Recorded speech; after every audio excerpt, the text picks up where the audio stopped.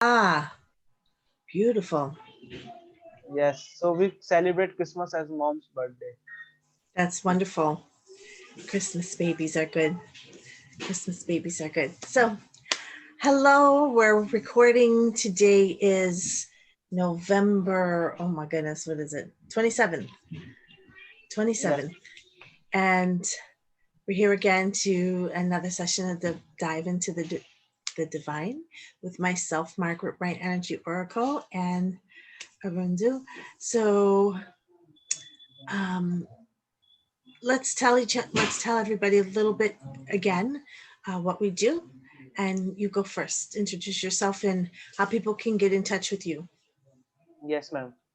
So first of all, your name is Margaret Energy Oracle, and you do the past life regression and many energy works and helping people to Yes. light up their own self. And myself is Anirudh Shivanan. And previous, we have done the dive into the divine, and that helped many people. We it's have more than 300 views.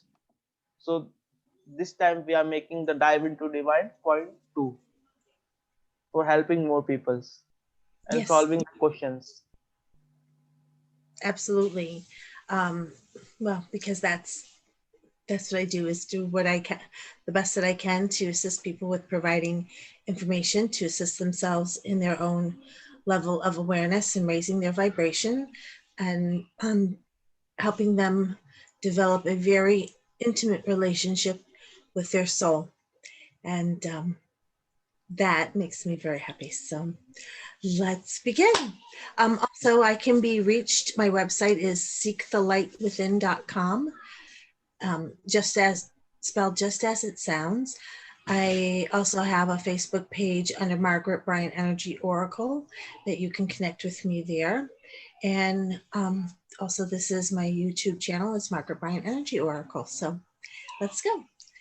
Yes, ma'am. So, where would you like to I, start today? yes, ma'am. First of all, I again thank you to coming with me in this special spiritual session. You're very And welcome. It's my pleasure. with the first question, I only have to ask you what you believe about the sound therapy and how this musical ball helps people to get more consciousness.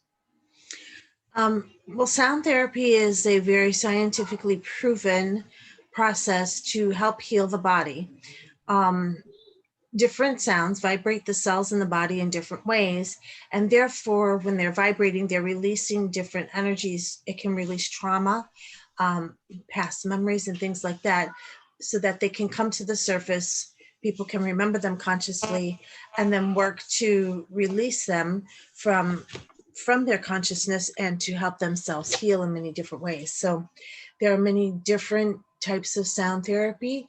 Um, Solfeggio frequencies are a very big one. There are very specific Hertz frequencies that vibrate in the body in different places. So that is one thing that you can use. Crystal bowls, Tibetan singing bowls, chimes, so many different things that will trigger that response in the body with the cells to cause them to vibrate. When we release things from our body, negative energies, traumas, hurts, past wounds, negative belief systems, our body begins to heal.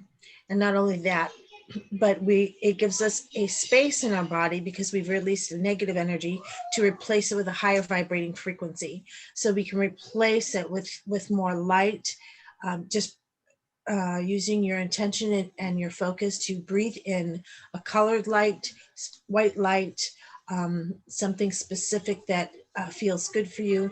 That will help to raise your vibration. Sound will do the same thing. Playing the higher frequencies will help to elevate uh, and make those cells in your body vibrate faster, which also raises your frequency, because it is all about vibration. Not necessarily your level of awareness. It's about getting the cells to vibrate faster, to be able to hold more photonic light. So that's my understanding of how it works, and I know that it does work. I use sound in for my own self all the time. I have crystal singing bowls. I love to listen to solfeggio frequencies, and I recommend this to all of my clients and students all the time. So taking weeds and alcohol, how much it affects spiritual life? If someone taking alcohol, weeds, and any type of tobacco product, how it affects spiritual life?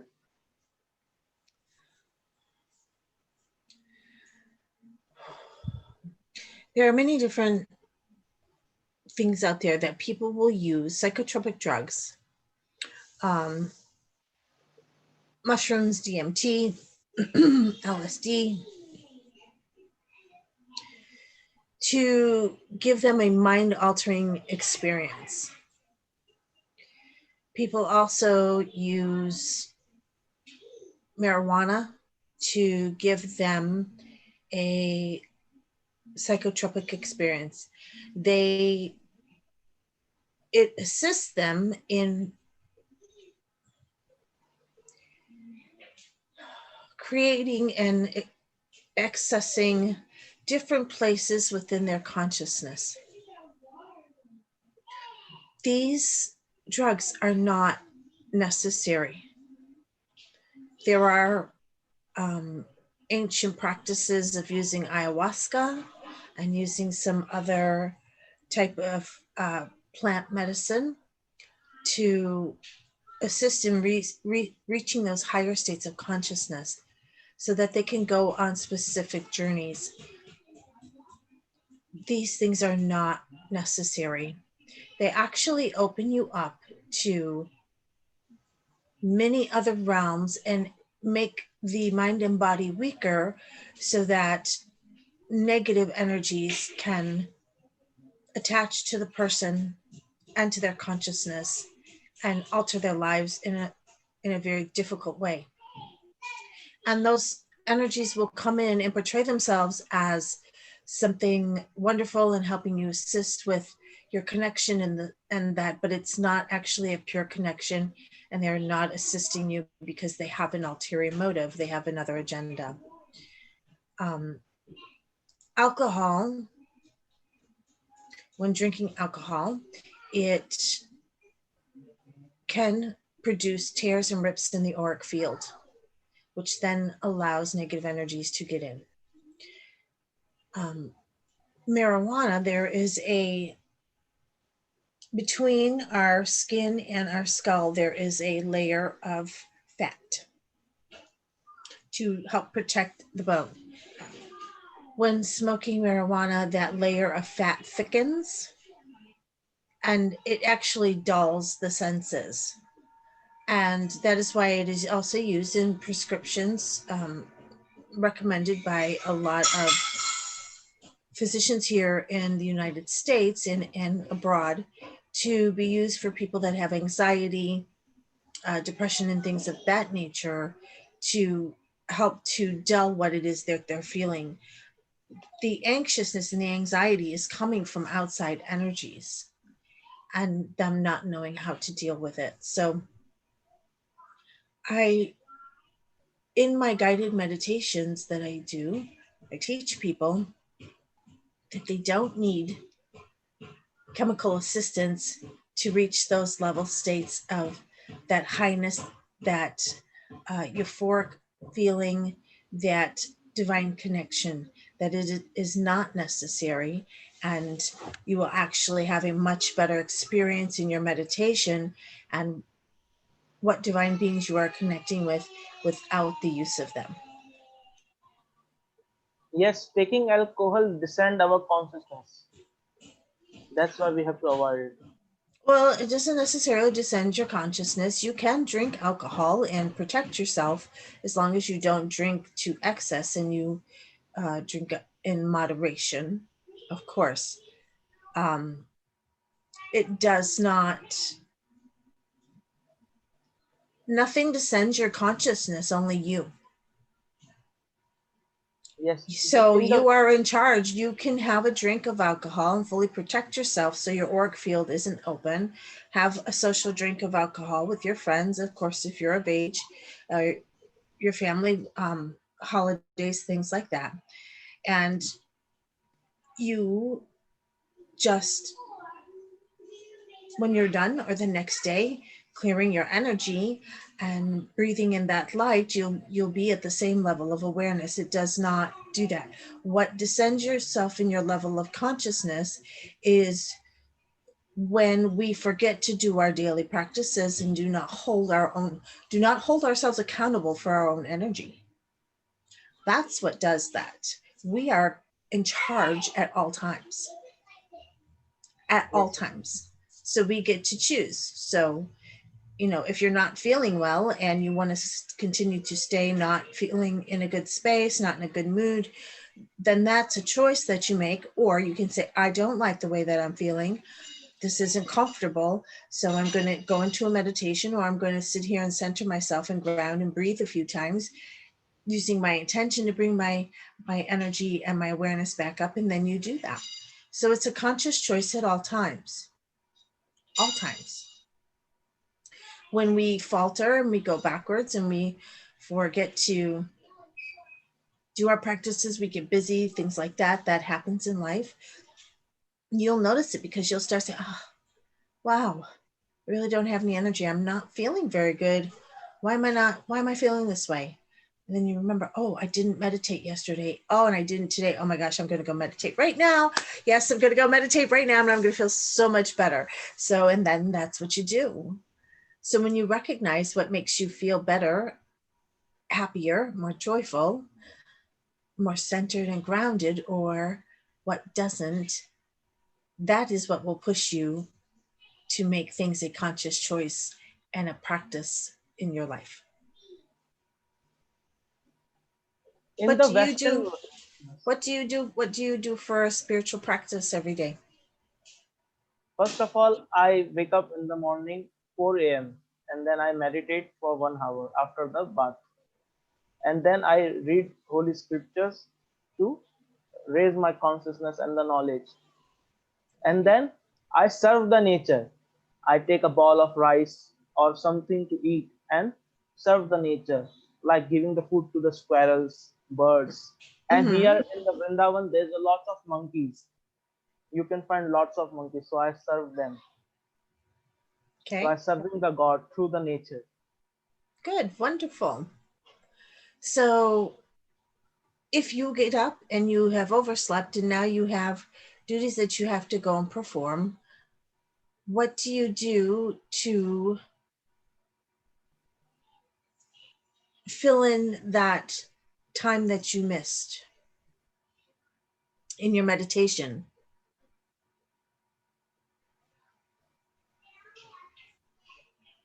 I whenever I feel something like this, I sit quietly and watch my breaths to getting something new feelings. Okay, good job.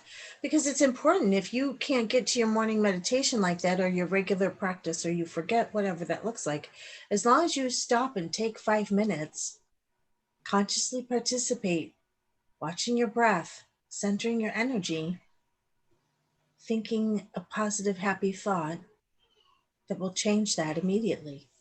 So it's not always necessary to meditate for 1 hour, 10 minutes, a couple times a day, once a day, as long as you do it. As long In as you my do it. view, in my view, the spirituality is two things: unconditional love and kindness. If you have this, you are spiritual from inside. You don't have to show off. If you are kind from inside, if you are having unconditional love from inside, you are a spiritual being who are making to the path of But we are all universe. spiritual beings. We are all spiritual beings. Yes, But what you choose to do with your energy changes your level of awareness, and therefore also helps to change your divine connection. We are all souls. We are all light. yes, What we we are the part choose, of life. what we all choose to do with that is, up to the person. So continue. Yes, yes, Sorry, I lost my train of thought. no problem. In the Western world, there is a famous trending term called Kundalini Yoga. So, what's your views about this? That this Kundalini Yoga is word is trending all over the Western world. Kundalini yoga is really coming to the forefront because people are more interested in releasing their Kundalini for a sexual experience. There are people who want to release their Kundalini energy for more quote unquote power. There are others that want to release their Kundalini energy just for having a clearer divine connection, which that is truly what it is about. That is what that energy is for, is to give that clear divine connection. And it's energy that's held at the base of the spine. Now, releasing the Kundalini can be very blissful and spiritual and amazing, or it can be very painful and difficult and hurt and take a long time, or it can be spontaneous. It isn't always a pleasant experience, and it can last for a couple days. And sometimes it is a pleasant experience. It depends where the person is, if they understand what's going on, if they can help to move the energy through their body, and if they pay attention to that and they learn wonderful techniques to assist in that process. So opening the Kundalini is chakra clearing is paramount to that. You cannot truly open your Kundalini without clearing your chakras first, and not just working with your chakras and getting them balanced. You have to keep clearing them all the time, clearing out those negative thought processes and energy that are held there, that are attached in the body in other places. And then your Kundalini can start to open up, because you have to clear the way for it to open up.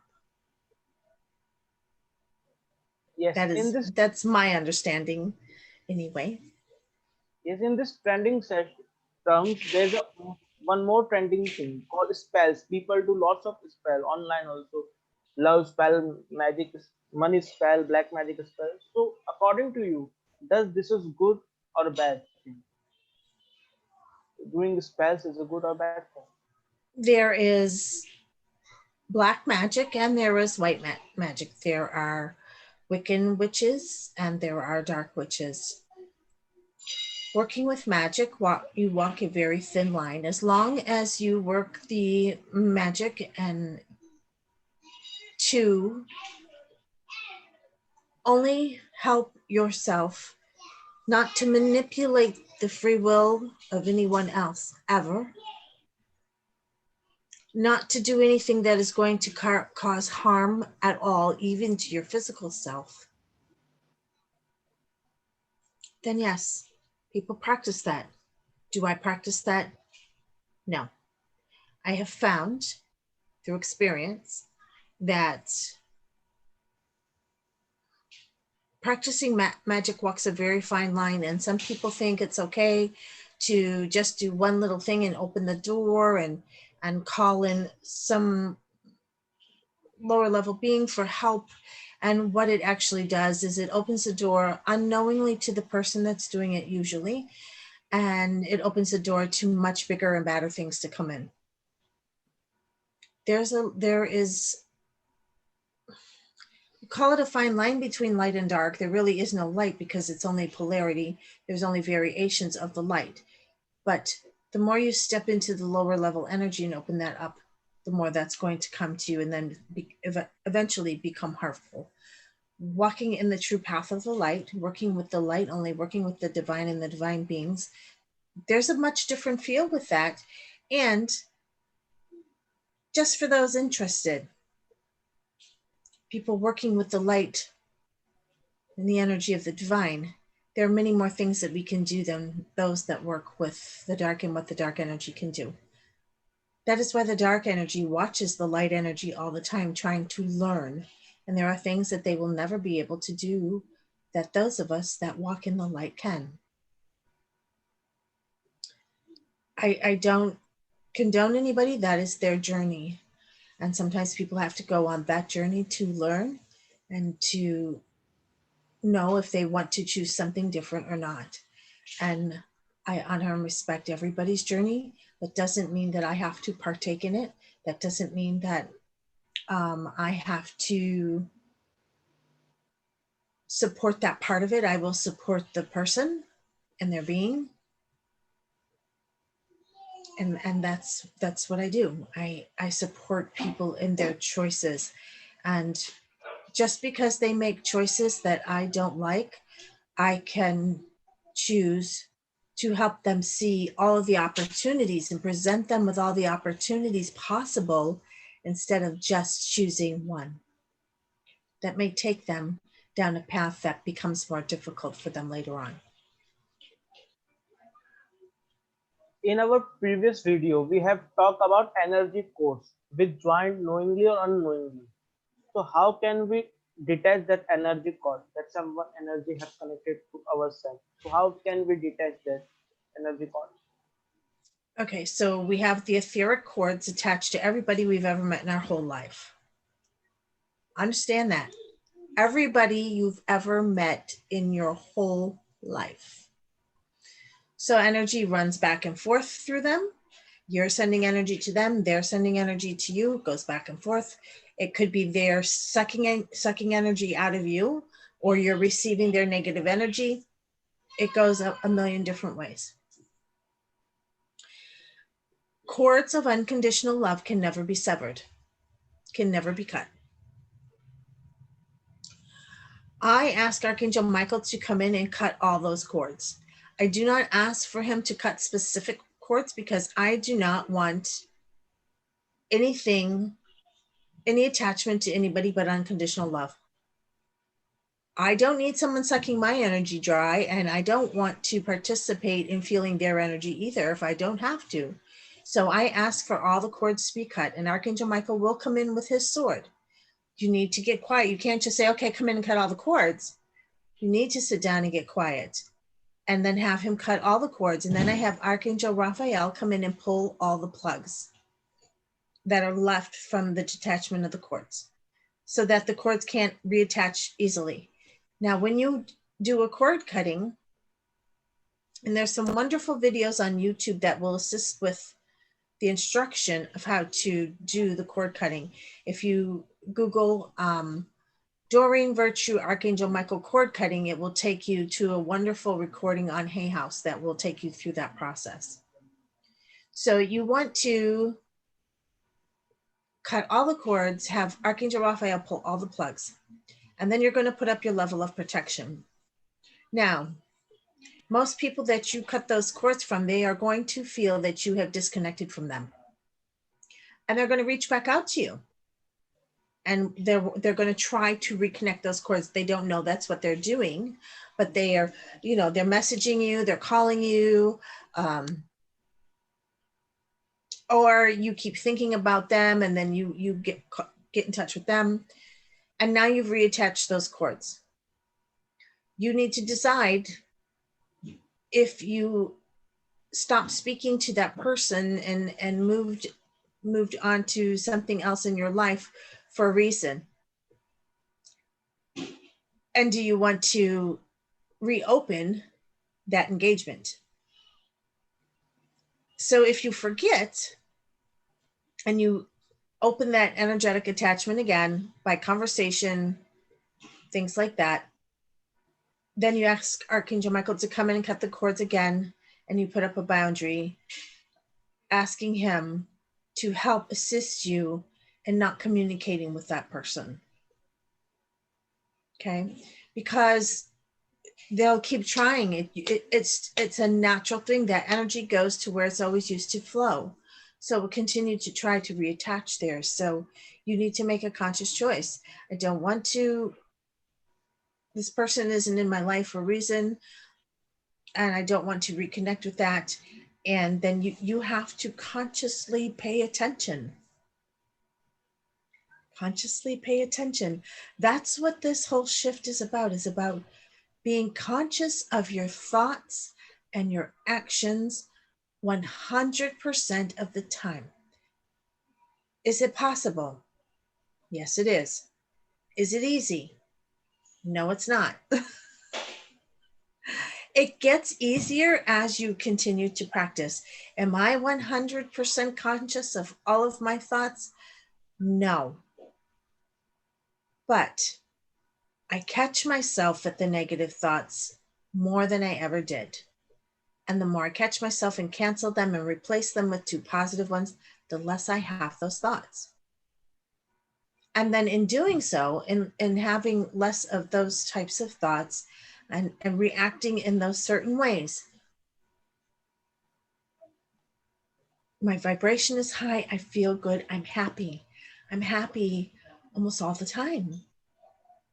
And sometimes I'm not, and that's okay. Whatever has triggered me, then I'll take care of it. I'll release it energetically. I'll work with it, get rid of it, and move on to the next best thing. I choose to be happy. I choose to live a life full of love. I choose to help people as much as I can. I choose these things. Do I choose to do other things too? Yes. That's okay. We're here for the experience. So it's always a choice. I'm seeing a lot of books in your bookshelf. So, what kind of books do you have to suggest to the spiritual workers or the youths that they can read and understand more? Because you are, I'm seeing many books in your bookshelf, so you can suggest us. That's not the half of them. Um, Read books about connecting with your angels. Read books about the soul and how the soul expands. Read books about ascension. Read about changing your vibration and living a positive, happy life. The law of attraction. The law of attraction is a really great place to start. Read books about healing the self. I have books on all of those things and so much more about soul evolution, growth of the soul, connecting with the soul, connecting with divine beings, how to clear my energy, many different modalities. I have a lot of books in my library that I haven't read yet, but I bought them because I knew I was supposed to. So when the time when I'm called to do it, then I'll pull that book off the shelf. So, and I also have a lot of books because I like to lend them out to people that can't afford to buy them. And a lot of my books are not available in libraries. And some of my books aren't even available on Amazon. And so I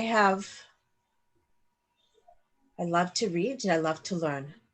And you can't believe everything you learn. You read, you have to choose what resonates with you. And you may read something today that doesn't resonate with you today, but 5 years from now, you're going to remember, oh, okay, now I can see how that fits. I can see how that works. Okay, I can connect it now to something. And you get kind of excited and you go back and get the book and look at it again in those different places. So a book I would recommend for people to read is Don Miguel Ruiz, The Four Agreements. That's a life-changing book. It's a very easy read. God on a Harley. I don't know who the author is. I was just talking about that book today. That's a wonderful, eye-opening book for people to read. Course in Miracles, that's kind of difficult for some people to accept and understand and put into practice. Conversations with God by Neale Donald Walsch. His books are amazing, and I will tell you, he was having a conversation with God. And the information provided in those books is amazing and wonderful. And yes, was I skeptical when I first read the book? When I first got it out, I was reading, and before I was even to the second chapter, I knew, because I started getting validation and confirmation in my body what I was reading was correct. I was getting tingles and chills and goosebumps and everything all over the place. I knew what I was reading was correct. And he's a wonderful man. I have met him. Um, books connecting with your angels. That's another really great place to start, because it really helps you to work with your guides, your angels, and your spirit guides. It teaches you how to connect with them, how to practice connecting with them, what to look for, to making sure that you ask for proof that they're of love and light. And it takes you through different meditations.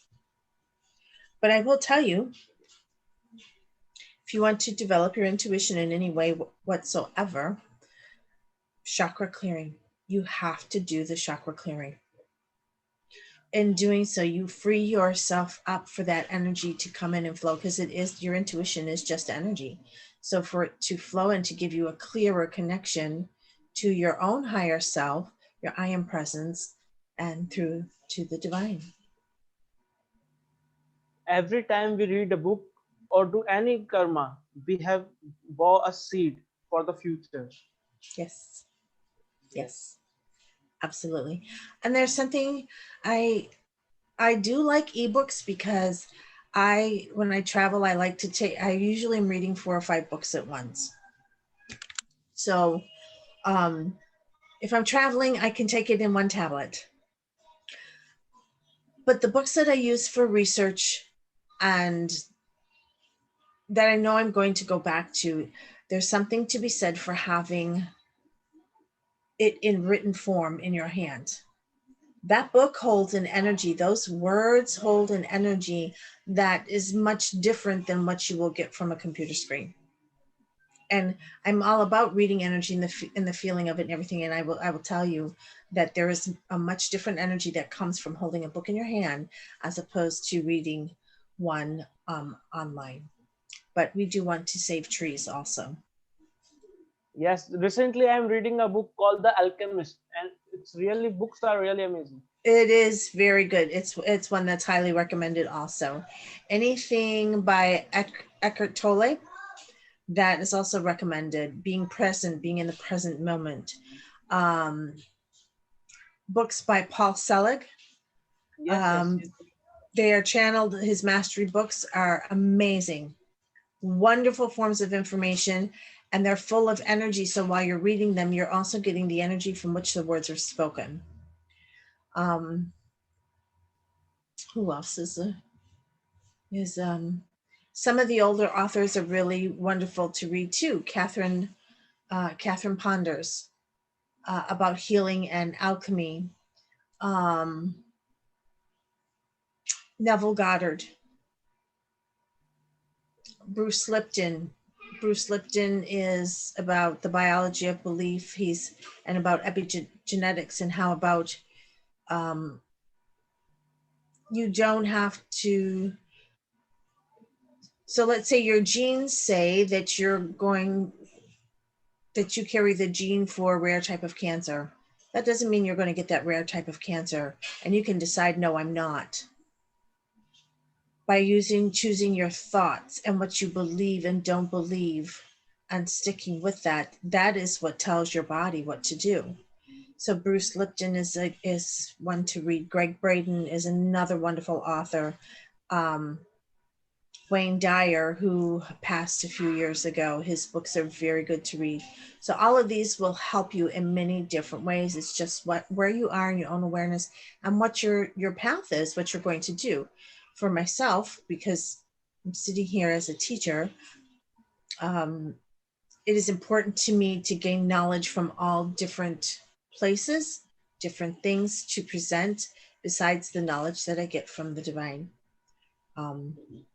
I also am doing religious studies, where I'm learning the basic foundations of all the different religions, so that I can understand why people think and believe the way that they do. And in doing so, I've also have recognized that their basis in creation and their foundations are almost all identical. They're just talked about in different ways. Yes, my mom always said that path are the difference, but the goal is the same. Yes. The different religion and is the different roads, Yes. which Different roads destination leading is to the the same. same place. Yes, yes. Very much. In just 14 days before, there is a Children's Day. So, any parenting tips you have to give to the parents so they can guide their children best, so they can light up more in the future? Because today kids are not like before. They are angry. They are much more angry, and they are just going in the depression. So we don't want the kids to act like we did before. Now, you are a child. To me, you are a child. You're a young kid.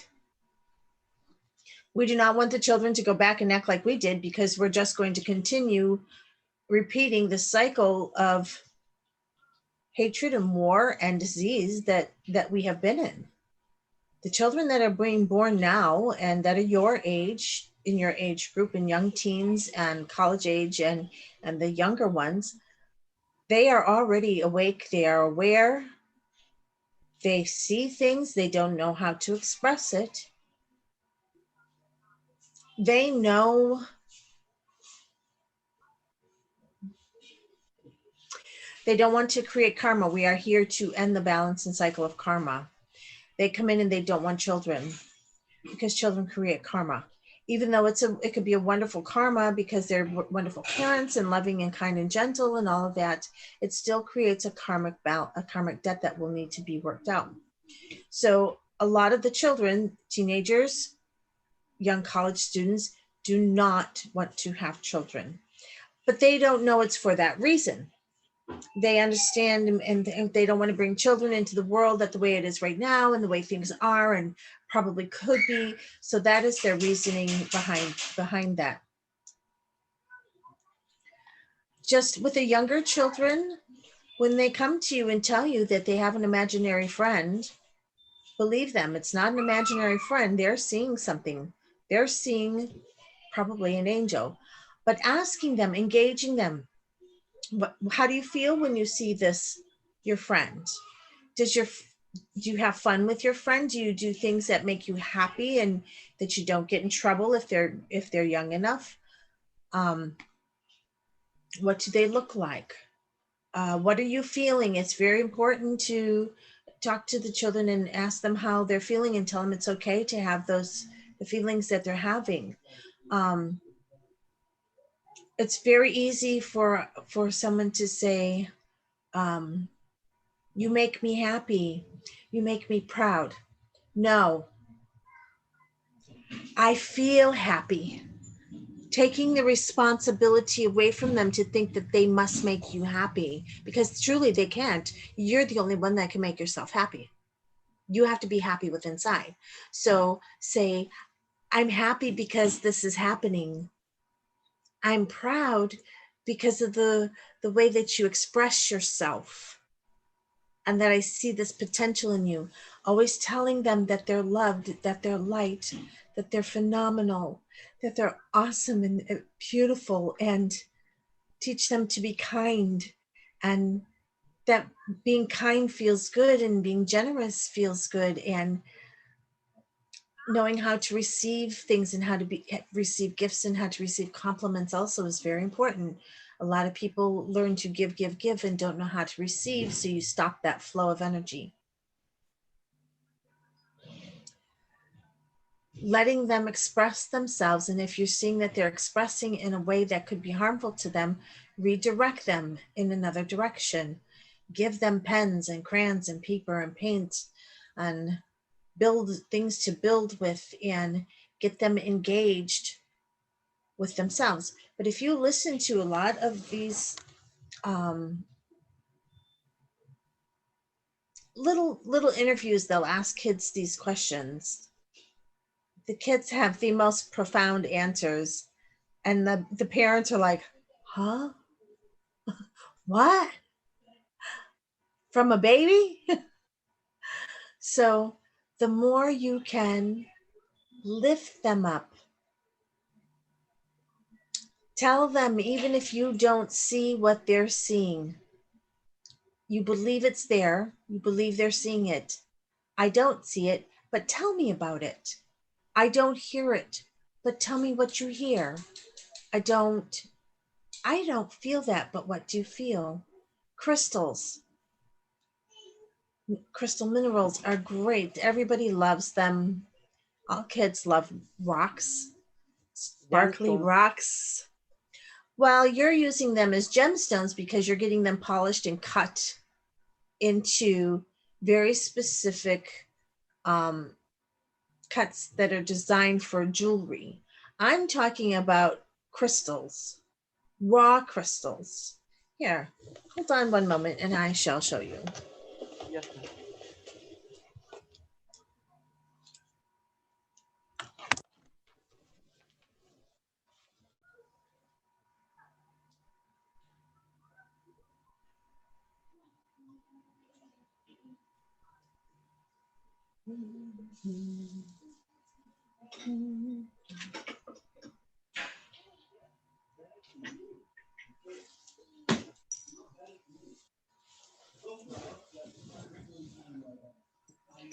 Okay.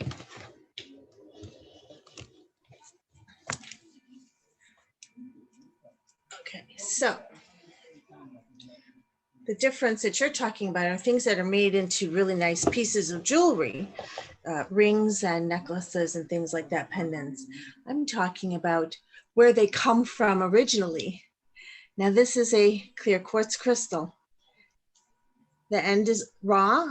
I don't know, hard for you to see that way. This is where it broke off from the crystal itself. This is a self-healing clear quartz crystal because of the way that it came off of the original one-piece crystal. It put so much energy in this crystal that it broke itself off. It was not broken off by man. Clear quartz is a high, powerful crystal. It's also an amplifier of everything else that it's around. Here's another beautiful. See the sparkle? It's got Which a kind of? blue. It's got a blue tone to it. It is, I believe, this is blue agate, or I can't remember when I bought it. So blue agate, or it may be angel light. But then it's got the rock on it, the actual geode that it comes from. It's like a rock. Then, of course, you can buy something more polished. This is, some people call this a tower. It's actually called an obelisk. This is rose quartz. This is my favorite, rose quartz. Unconditional love, all the way. And its counterpart. This is the divine feminine representative.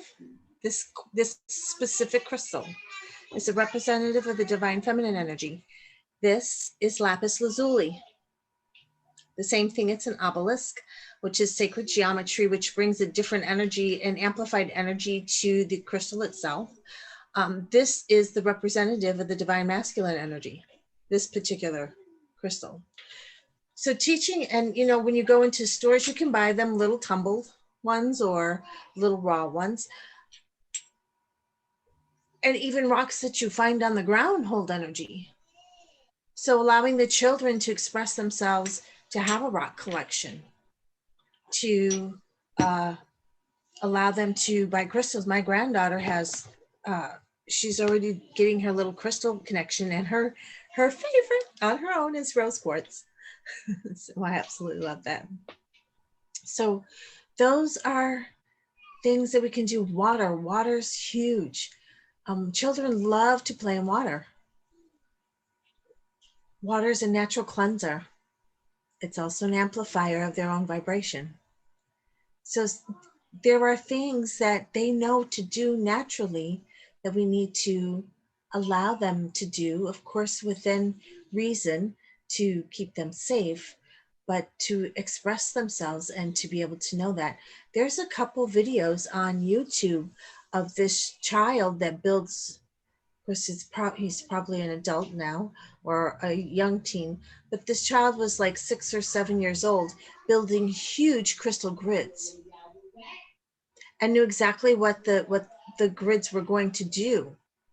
Amplify this for abundance, for healing.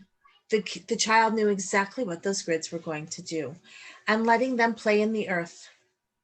As you said earlier, giving back to nature. Mother Nature is the best teacher. So those are the things that we can do to help our children. According to the all religion paths, that only teach that we have to innocent like a child, like Jesus Christ said, that only child can enter in the kingdom of God. And in the India, there is a Saint Dattatreya. He also said that I have learned innocence from a child. So having innocent like a child and giving unconditional love like a child can reach up to the God consciousness. Well, you can do so when you are acting as a child and loving and being innocent as a child. You are joyful, you are playful, you are open and aware. You don't need to be a child to do that. You can do that as an adult too.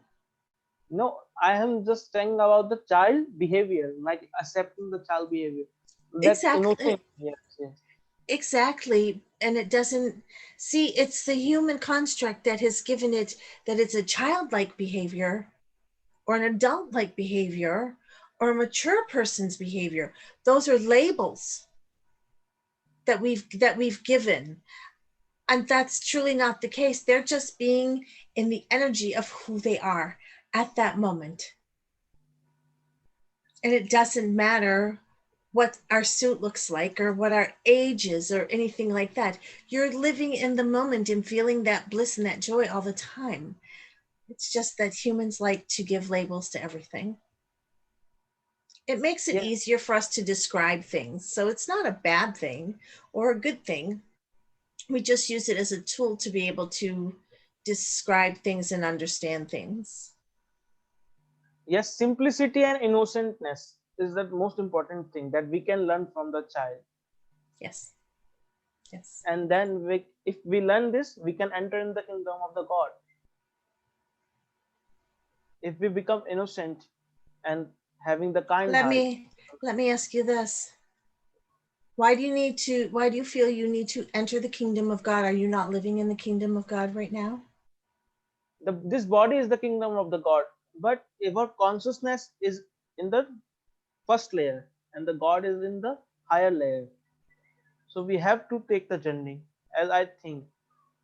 We do have to pick our journey, but anybody can connect with God because God is within everybody. So everybody, anybody can connect with God at any time. You don't have to raise your vibration to do that. Yes, that's true.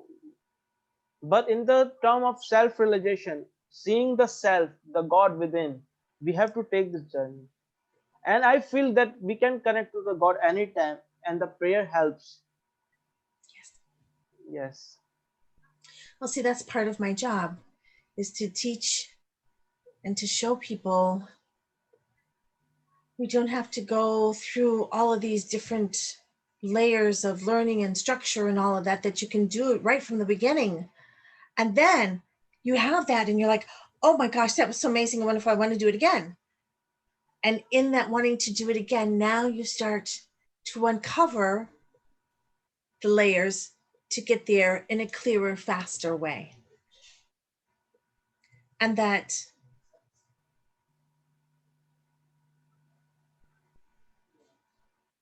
no one is separate from God He anytime, resides within. always, In always. your, yes, in your recent meditation, yes, you can continue. And one more thing, um, it is my belief also. God is not a being. God is an energy. Yes, of course, It's an God is an energy. energy. Yes, it's an energy. So go ahead, your question, honey. What were you going to say? I'm sorry. Yes, yes. So I'm asking that, according in your recent meditation, have you received any lesson or message from the star beings for you or the world in your recent any meditation? That's an everyday thing. Um, yes. So we recently went through a major, major energetic and consciousness shift in the planet this last weekend, November 20th, 21st, and 22nd. Prior to that, August, September, and October, all was this big purging energy to get stuff up and out, to help clear yourself and clear your belief systems and your thoughts and all of that, of any negative energies and platforms and things like that. And then we got this huge rush, which pushed us way up high, way up high. And we're being asked to level off right here now, and we're going to get pushed up higher and higher and higher throughout the rest of the year, very fast, very rapidly, culminating with the solstice energies. And there's a whole huge planetary alignment going on the solstice that hasn't happened for hundreds of years, that's assisting in this right now. So this is the energy we are in right now of what dreams are made of. It is the culmination of everything we've been working for. All of you are manifesting for better lives, for a happier planet, for this pandemic to be done, all of that kind of stuff. That is happening now. I know it doesn't look like it. Trust in it. We're going to get taken to even a higher place, and then we'll get a little reprieve in January. Use this time and this energy coming into the planet wisely. In your meditations, breathe that light and breathe that energy in. And don't just breathe it in on the exhalation, push it down and fill your body with it all the way down to your toes and your fingers, and expand it out into your auric field using your breath. The breath is your most powerful tool. It is your most powerful tool. It is the divine sacred breath, for we cannot live without it. Use it. It's a tool. Yes, Besides it keeping us alive, it is a tool. So you use it to move energy throughout your body. So these are the things that are the information that is coming through. And yes, a lot of things are being uncovered, because with that shaking up of the higher vibration, the sand, the dirt has come loose for some of those things to come up and out that need to come to light and be exposed. And in order to get rid of them, to get rid of that type of energy, those types of things that are going on the planet throughout humanity, they need to be exposed so that they can be stopped. And that's happening also. So be aware of that. And let's see.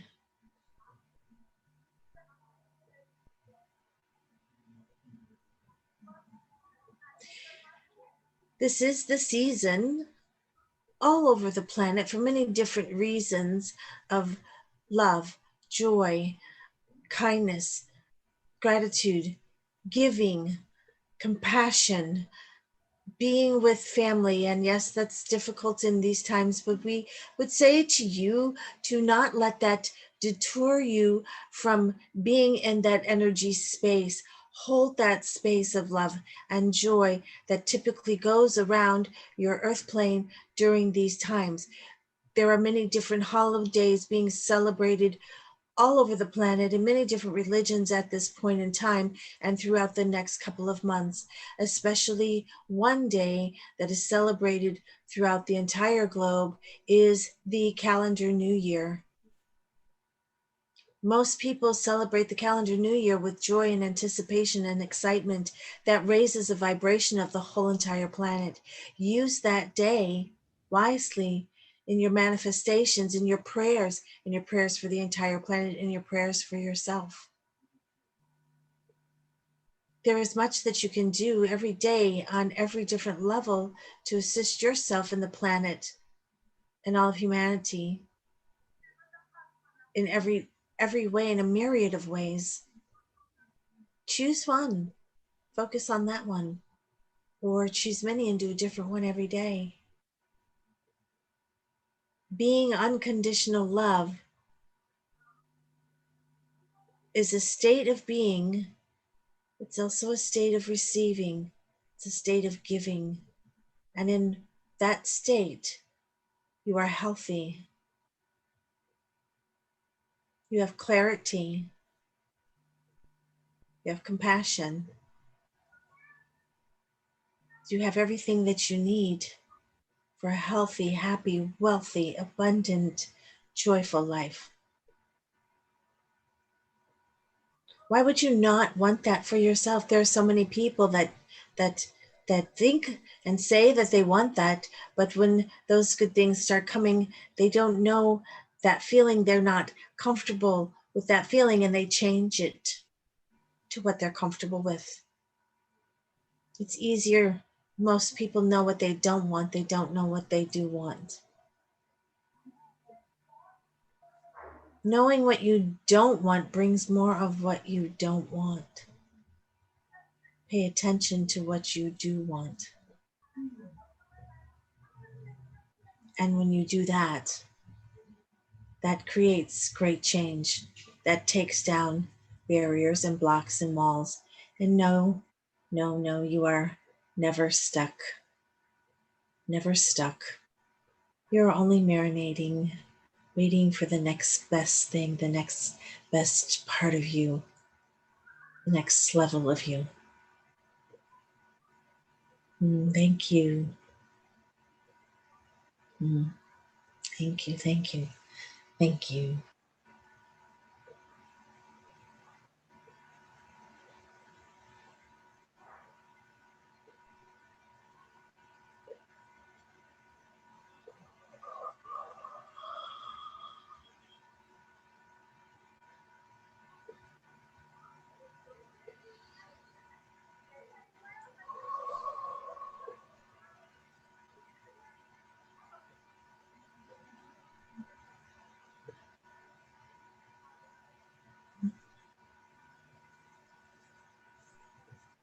Hi, now we're going to continue. It's very nice to meeting the people like you. You are the true gems from the treasure of God. Yes, Hey, thank you, but we all are that. We all yes, are that. We just need to you help have, everybody else find that. yes, you That have find. clean yourself, and we have to clean, so we can too shine. I do it every day. It's a continuous process. It's a continuous process, trust me. Yes, it's never But stopping. it's when I see where my life was 20 years ago, even 10 years ago, even 5 years ago, to where I am today. It's a huge difference. But I've also done the work to get there. I've done a lot of work, clearing my energy fields, clearing belief systems, using the different healing modalities that I have to release that type of energy for myself, helping other people, helping lots of other people, because I want to, because it makes me feel good when I see someone come to me and in this state of angst and depression and not knowing what to do, and then they come in 6 months or a year and they're a totally different person. They've done the work. I've given them the tools, I've helped them, and they've done the work, and I've shown them how to find other tools for themselves, and they've done the work, and then they come back, they're this totally new person. It's not It's not another person. That's how we say it. They're actually stepping into and living more of who they truly are. Not that they're another person. They're getting to know themselves and who they truly are. That's what changes them. That's what changes them. To learn to reconnect intimately with the soul and love the soul. To love the self. That's what changes everything. Yes, spirituality is the thing of consciousness, and this is nothing else. Salvation, enlightenment, self realization is nothing, just the highest stage of consciousness. There is a sage, Bhishma Pitama from our India, in the time of Krishna. He just said, what is the enlightenment? He said, Na moksho namasa prashke na patale na bhutale. He said that enlightenment is nowhere to find outside, not in the up, not in the down. It's just in the inside. Yes. And he said, what is enlightenment? To cheto hi vimla. When our consciousness get pure, our intention get pure, and our love get unconditional love. So we are in the stage of salvation, enlightenment, moksha. Mm. Different words. Yes, different words. And I do believe that we reach different levels of enlightenment in a human body. It is my belief that we cannot reach complete enlightenment in a human body, total and complete, because there are some constraints to being in the body. So, but we can reach access very, very high levels of enlightenment. But it's an evolution. Enlightenment continues as the humanity and the human being begin and the soul begins to expand in their awareness and their consciousness. So does the level of enlightenment begin to expand, because there is always more to learn. There's always more to do and appreciate and experience. So it's never ending. It's an infinite level of awareness. No level to it. It's not have any level, it's unlimited. The God is infinite. Yes, We cannot compare it. absolutely. It's an Because absolute. there's lots of saints who are meditating from 5,000 years, from 50,000 years. They are not reaching the ultimate God. The God is infinite. The God has always been there long before there were human beings on the planet. Yes. So Long before that. seeing your Facebook post and any other post like yours, so there is a post called 5D Earth. 5D Earth is coming. So when it's coming, Mhm. and what is the 5D Earth, fifth dimension Earth? Can you explain to our viewers what is 5D Earth? New Earth, 5D Earth, is a vibrational frequency, the Earth vibrating at a higher frequency. And with that, the Earth actually is in 5D, locked into that fifth dimensional vibrational frequency. Our conscious awareness, for those of us that are practicing some sort of self-awareness, spiritual practice, our consciousness is much higher than fifth dimensional frequency. Our body, and we go back and forth, oscillate between 3D and 5D. It's a measurement of vibrational frequency. It's not a separate place and a separate space. It's a frequency. When you are operating on certain frequencies, let's say up here in 12th dimension, something that's going so fast as this, something that's down here can't stay on there. This is going like this just gets knocked off. So in New Earth, that's what's happening, is we're raising our consciousness, we're raising the frequency of our bodies, holding more photonic light, clearing ourselves, that the Earth enters a whole nother level of frequency. Is it a choice for people to stay in third dimensional frequency and not change? Yes, it is. Do they have to go to the fifth dimensional frequency of Earth to exist? No, they don't. But their lives will get very difficult because that lower dimensional frequency is getting harder and harder and harder to stay in. It's forcing. Yes, we have free will, but there's a force with it that you could choose to stay in it and everything just falls apart all around you all the time. Or you could choose something different. And with that, the Earth, the frequency of a third dimensional Earth, which is down here, now the fifth dimensional Earth is up here. The space in between them is getting bigger and bigger and bigger now. So the actual frequencies are breaking down into more finite frequencies to give a bigger divide. And we'll be residing over here, and then there will be some over here.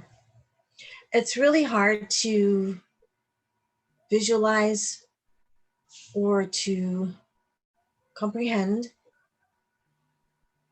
unless you're given a really good visual. And they keep changing the they're not changing the explanation, but different ways to explain it to me, so to try to make it easier for other people to understand. Because for me, I can see what it is. But let me ask you this: so anybody listening to this, you can, before you go into meditation, let's say, go outside, look around, pay attention. What does everything look like? What does it, close your eyes, what does it feel like out there? Then do your meditation. And when you're done doing your meditation, go out again and look. Close your eyes and feel. For most people, they will feel and see the difference. The color is crisper, clearer. The sky is bluer than it's ever been. The trees are greener than they've ever been. You can smell the earth in the air. You can smell the plants. You can feel a difference. Do it for yourself. That is the best way for you to see that there is a difference. There is a huge difference. And that is one of the easiest, best ways for people to be able to gauge that, to have a measure of it. And just keep practicing it. And then you'll start seeing that there's a huge difference from when you come out of meditation, when you go in and when you come out, what things look like and feel like. It'll be a big difference because you'll be operating in a different frequency, which makes everything feel and appear, and all of your senses are heightened. It's just a whole full body experience so that you see things much differently. So any message or any guidance to all of our viewers that are watching our video in the future? So if you want to give any guidance or message to them that can help them to evolve more and more. Chakra work. For every negative thought that you have, if you catch yourself, say cancel, cancel, cancel, or at least cancel once, or delete, and replace it with 2 positive thoughts. If you replace it with one, and this is very new information to me, if you with one thought, which is what we have done in the past, all you're doing is leveling out the playing field. If you cancel it with, if you replace it with 2 positive thoughts, you've leveled the playing field and then raised it. So this is one thing you can do.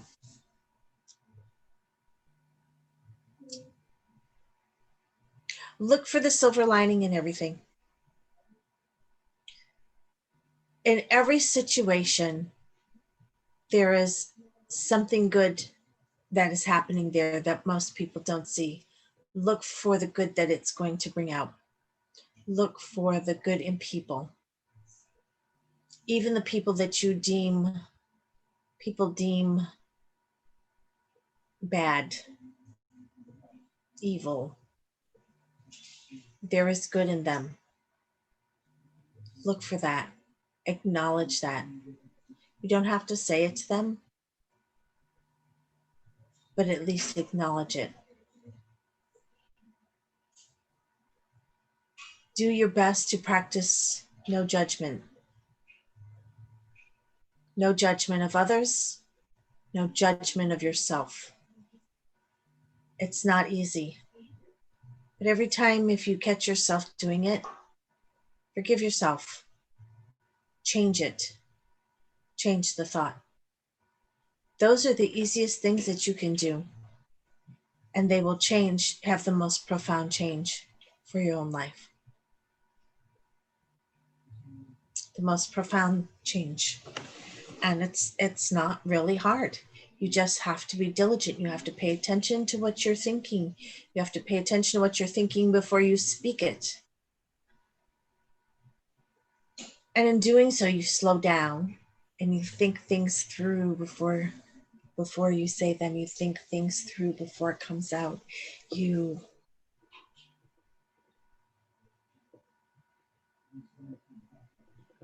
become yourself, who you are. You speak from the soul. You speak on a soul level. You speak with the energy of the divine flowing through you instead of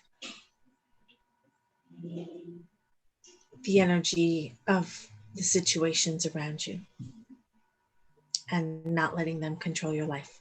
You get to control your life. You get to control your reality. If you don't like where your life is, change it. Change it. And watch out for the yeah, but people. I can do this, but yeah, that sounds like a really great idea, but they like that, being stuck in that cycle and that loop, even though they don't know it, because it's familiar. And it's very hard sometimes to reach them. And sometimes you just have to say, okay, to yourself, this is where they are in their journey, and I can't assist them right now. And then you have to walk away. And when they're ready, then they'll come back. And that's what you do. It's the easiest thing to do.